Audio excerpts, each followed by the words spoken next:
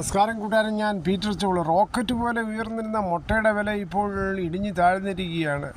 മുമ്പ് കേക്ക് നിർമ്മാണത്തിനും മറ്റും പുതുവത്സര വിപണിയും അനുസരിച്ച് മുട്ടയ്ക്ക് ഏറ്റവും ഉയർന്ന വില 7.50 രൂപയായിരുന്നു മിക്ക വീടുകളിലേക്ക് വാങ്ങിക്കേണ്ടി വന്നത്.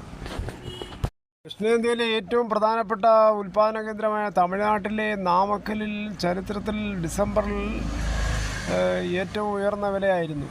ആഴ്ച മുമ്പ് വരെ മിക്ക കടകളിലും വിറ്റിരുന്ന 7.50 രൂപ, ഇപ്പോൾ 6 രൂപ വെച്ചാണ് മിക്ക കടകളിലും വിൽക്കുന്നത്.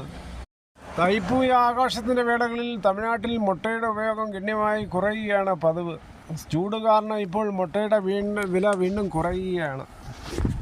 ചൂടുകാലം ആയതുകൊണ്ട് വീടുകളിൽ മുട്ടയുടെ ഉപയോഗം മറ്റും കുറയും. ഇതോടുകൂടി മുട്ടയുടെ വില വീണ്ടും 5 രൂപയിൽ താഴെ പോകും. മുട്ട കഴിച്ചാൽ കൊളസ്ട്രോൾ കൂടുമെന്നുള്ള ദുഷ്പ്രചരണം ഇപ്പോൾ അവസാനിച്ചിരിക്കുകയാണ്. മിക്ക ഡോക്ടർമാരും പറയുന്നത് മുട്ട കഴിക്കാവുന്നതാണ്. മുട്ട പുഴുങ്ങി കഴിക്കുന്നതാണ് ഏറ്റവും ഉത്തമം. ഓംപ്ലേറ്റ് അടിക്കുമ്പോൾ എണ്ണ ചൂടായി കൊളസ്ട്രോൾ കൂടാനും സാധ്യതയുണ്ട്. മുട്ടയുടെ മറ്റ് അലർജിയുള്ള ഡോക്ടർമാരുടെ വിദഗ്ധ ഉപദേശത്താൽ മാത്രമേ കഴിക്കാവൂ. എന്നാൽ BB380 കോഴികളുടെ മുട്ട, അതായത് ചുവന്ന മുട്ടയ്ക്ക് ഇപ്പോഴും നല്ല ഡിമാൻഡാണ്. 9 രൂപയാണ് വിപണിയിൽ ഇപ്പോൾ വില ഓടുന്നത്.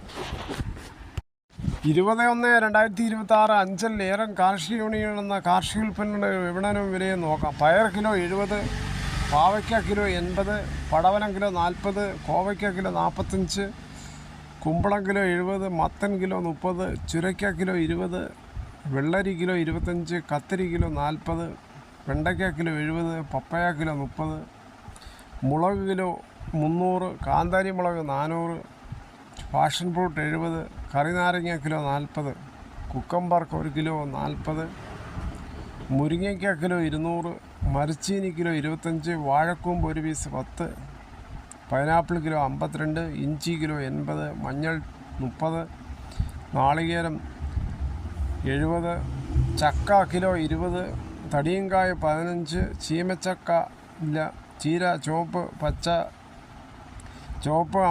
പച്ചച്ചീരയും 40, ചേന കിലോ 40, ചേമ്പ് കിലോ 50, കാച്ചിൽ കിലോ 50 മുതൽ 55, കിഴങ്ങ് 55, കോഴിമുട്ട 1 പീസ് 8, ഏത്തൻ കിലോ 34 മുതൽ 38, കപ്പക്കുല 58 മുതൽ 65, പൂവൻ കിലോ 30 മുതൽ 50, പാളയൻ 17 മുതൽ 25, റോബസ്റ്റ 20 മുതൽ 30, ഞാലി 50 മുതൽ 60, പുഴുവായ 1040 എന്നിവയാണ് അവിടെ വന്നത്.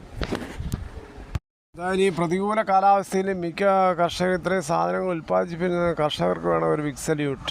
അവർക്ക് വേണം നല്ല രീതിയിലുള്ള കാർഷിക യന്ത്രങ്ങൾ സൗജന്യമായിട്ട്. ഇതോടുകൂടി ഈ വീഡിയോ പൂർണ്ണമാകുന്നു. ഇത്രയും സമയം ക്ഷമയോടെ കേട്ടുന്ന വളരെയധികം നന്ദി. നിങ്ങൾക്ക് ഇഷ്ടമായെങ്കിൽ ഒരു ലൈക്കോ, ഒപ്പം നിങ്ങളുടെ വിലയേറിയ അഭിപ്രായങ്ങൾ സബ്സ്ക്രൈബ് ചെയ്യാൻ മറക്കല്ലേ.